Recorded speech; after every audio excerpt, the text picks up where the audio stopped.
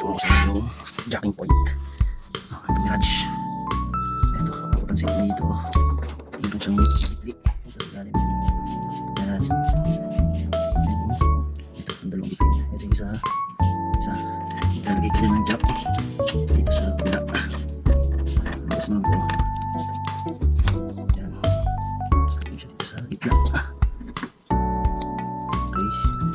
Ito jack. Okay, masaan.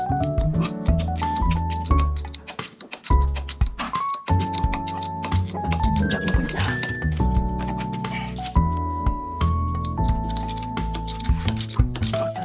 Sa harapan.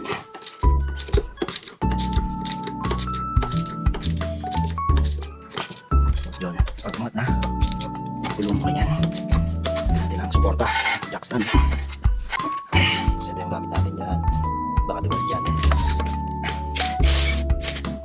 one down.